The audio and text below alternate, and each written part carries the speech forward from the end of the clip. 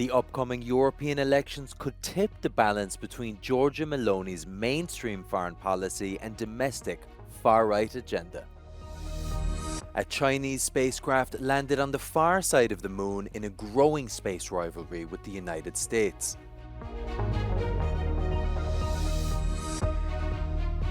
Several protesters are arrested in Tel Aviv at a rally to demand the government reach a hostage deal with Hamas.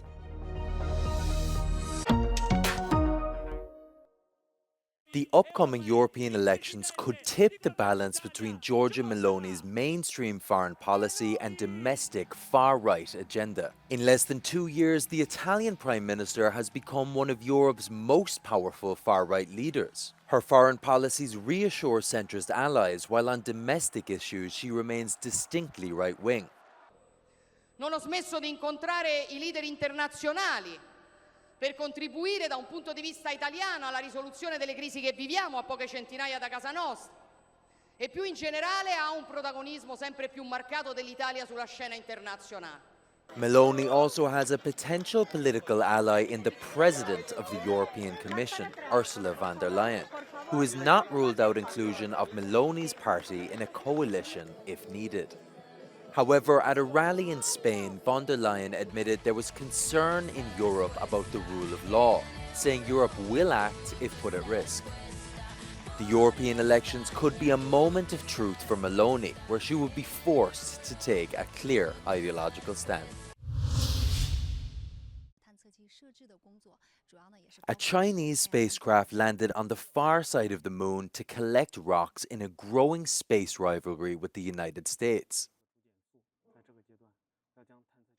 The mission set out to collect soil and rock samples and is part of a growing extraterrestrial rivalry with the US, Japan, India, and other nations. China is aiming to put a person on the moon before 2030, which would make it the second country after the US to do so. Ukrainian President Zelensky accused China of helping Russia to disrupt an upcoming peace conference. At the Shangri-La Defense Forum in Singapore, Zelensky said China was pressuring other countries not to attend the upcoming talks in Switzerland. Some world leaders have not yet confirmed their participation in the peace summit. Unfortunately, there are also attempts to disrupt the summit. We do not want to believe that this is a desire for monopolistic power in the world to deny the global community the opportunity to decide on war and peace. He urged top defense officials to attend the summit, saying he was disappointed at the failure of some countries to commit to joining. Zelensky also said Ukraine had proposals to make at the summit, like addressing nuclear security, food security, and the release of prisoners of war.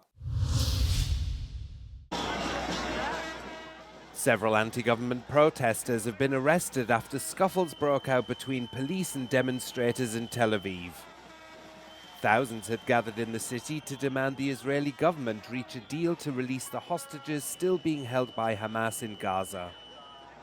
On Saturday, Prime Minister Benjamin Netanyahu called a permanent ceasefire a non-starter until Israeli conditions for ending the war are met.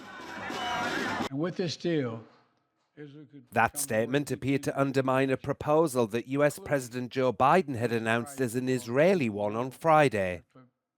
Biden referred to the three-phase plan as a truly decisive moment and urged Hamas to accept it.